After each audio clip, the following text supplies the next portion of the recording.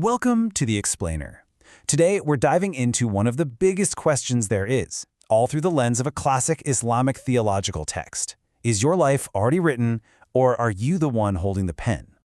This is a question that's been around forever, a tension that people have debated for centuries. The source we're looking at today offers this really fascinating framework, not just for thinking about it, but for actually living with it. Okay, so to really get into this, we need to understand a couple of key ideas.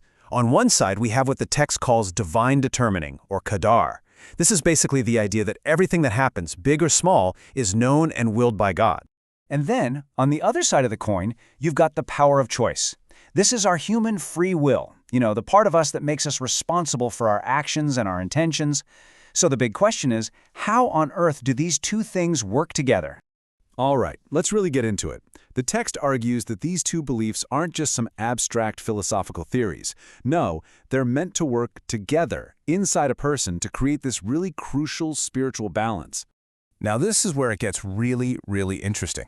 Look at how these two ideas are framed. They're not enemies, they're tools for the soul. Think of it like this. Divine determining is what checks your ego. It shows up after you do something good to keep you humble. But your power of choice, that shows up before you do something bad to make sure you own up to it. It's like this perfectly designed internal system of checks and balances. So imagine you've just accomplished something amazing, and you're starting to feel a little too proud of yourself. That's when this belief in divine determining is supposed to kick in. It's a reminder that, hey, the ultimate power, the real mercy behind that success, that came from God. It's an instant cure for pride. And the text is super clear about this. This belief is meant to be a comfort when things go wrong, a source of patience when you're going through a hard time. It is absolutely not an excuse to be lazy. And it's definitely not a get-out-of-jail-free card to justify your own mistakes. Okay, so this brings us to the million-dollar question, right? How can you have a pre-written destiny and at the same time have meaningful, real choice? How can these two things both be true? The whole argument really boils down to this one simple but honestly pretty profound idea. Just because God knows what you're going to do, that doesn't mean God is making you do it. Knowledge is not the same thing as force. To help us wrap our heads around this, the text gives us this incredible analogy. First, picture time, just a straight line with the past, present, and future all on it. Now, imagine this thing called pre-eternity. It's like a giant mirror hanging way, way above that whole timeline, looking down on it.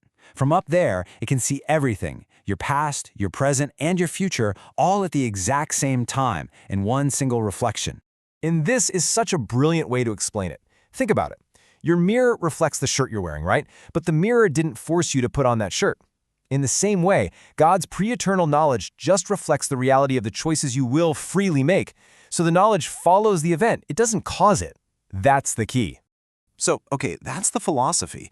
But what's the practical benefit? What's the spiritual payoff for wrapping your head around this seeming paradox? Well, the text paints a picture for us with this story of two men in a magnificent palace. You've got one guy who doesn't recognize the king, so he's constantly stressed, trying to control everything himself, and for him, the palace becomes a prison of anxiety. But then you have the other guy. He knows he's a guest, he trusts the king's plan, and so he just relaxes and enjoys the palace in total peace.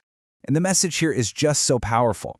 When you truly believe that a wise, compassionate power is at the helm, you're suddenly free from that crushing weight of trying to control the entire universe yourself. So, belief in fate isn't a prison.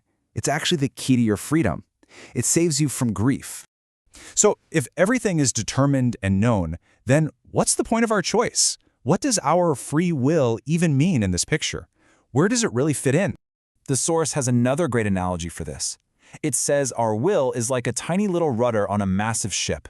You use your will to signal which way you want to go, and then God's universal will provides the power to move the ship in that direction. But guess what? You're still responsible for the direction you pointed to. So what's the best way to use this tiny but powerful will of ours? The text says, basically, you have two hands. With one, you reach up in prayer, you ask for good things, and with the other, you turn away from bad things and ask for forgiveness. Your real choice is about which way you're facing. And that really leaves us with something to think about, doesn't it? If our true power of choice is about what we desire, what we incline towards, then the real question for you and for me isn't just, what are you going to do next? It's, what are you choosing to want?